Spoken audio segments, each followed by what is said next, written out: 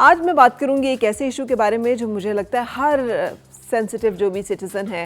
وہ اس کے بارے میں سوچتا ضرور ہوگا، فیل ضرور کرتا ہوگا۔ جب ہم بڑے ہو رہے تھے نا تو ہم نے بہت سارے ملی نغمات سنے، قومی ترانے سنے، بہت ساری ایسی باتیں جس کے ساتھ جذبہ حب الوطنی جو ہے بہت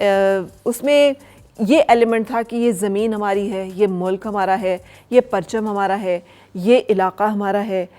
ہم ایک قوم ہیں اور اپنے اوپر ایک فخر کا، ایک اپنے بارے میں ایک اچھا احساس جو ہے اسے اجاگر کیا جاتا تھا۔ مسئلے شاید ہر وقت ہی ہوتے ہوں گے، لیکن مجھے نہیں یاد کہ ہمیں اپنے بچپن میں کبھی احساس ہوا ہو کہ ہمارا ملک جو ہے وہ اچھا نہیں ہے، یہاں پر کوئی چیز اچھی نہیں ہے، یہاں کا نظام اچھا نہیں ہے۔ ہم جو ترانہ پڑھتے ہیں ہم تو اس میں بھی یہی کہتے ہیں کہ کشور حسین شاد باد، اور اس کا جو نظام ہے اور ہمارا جو شاندار ماضی ہے اور ہمارا آنے والا جو مستقبل ہے وہ بھی اللہ تعالیٰ کے سائے میں اور سایہ ذوالجلال جو ہے وہ اس کے اوپر برقرار رہے۔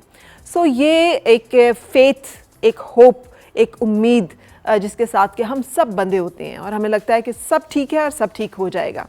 لیکن آپ نے دیکھا ہوگا کہ پچھلے کچھ عرصے سے نا تواتر کے ساتھ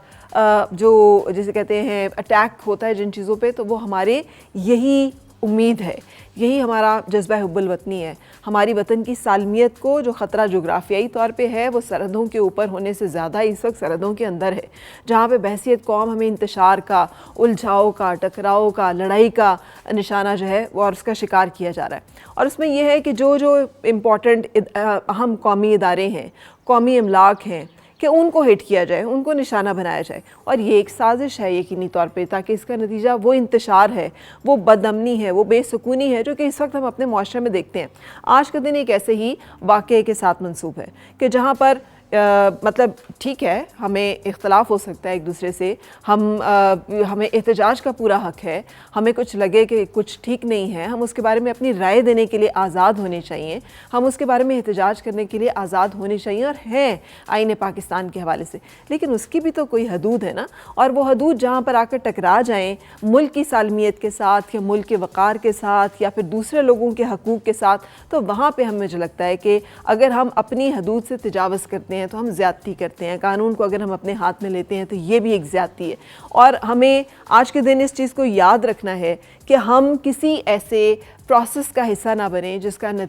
کے نتیجے میں ہمارے ملک کو، اس کے اداروں کو، ہمارے قومی وقار کو مجروح کرنے کی کوشش کی جا رہی ہو۔ ضرور ہم اپنا پروٹیسٹ لانچ کریں اگر ہمیں لگتا ہے کہ ہمیں اس کی ضرورت ہے، لیکن اس میں اپنی حدود کا خیال رکھنا، دوسروں کے حقوق کو رسپیکٹ کرنا، اور خاص طور پہ اپنے ملک کا، اپنی ریاست کا، جس کو اتنی قربانیوں کے بعد حاصل کیا گیا ہے، اس کے آج یہاں تک پہنچنے میں بہت سارے لوگوں کی ایفرٹس اینڈ کنٹریبیوشنز ہیں، وی لائک اٹ اور ناٹ، لیکن ہم نہیں نظر انداز کر سکتے ان تمام قربانیوں کو جو کہ اس کی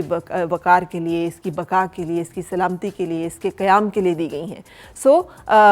لیٹس ہوپ کہ دوبارہ ہمیں ہسٹری میں، تاریخ میں اس طرح کا دن جو ہے وہ دیکھنے کو نہیں ملے گا جب ملک جو ہے وہ اس طرح کے ایک انتشار کا شکار ہو کے سمجھ میں نہ آ رہا ہو کہ ملک کے اندر خانہ جنگی کی کیفیت جو ہے وہ خدا نخواستہ پیدا ہو گئی ہے یا ہو رہی ہے یا ہونے والی ہے۔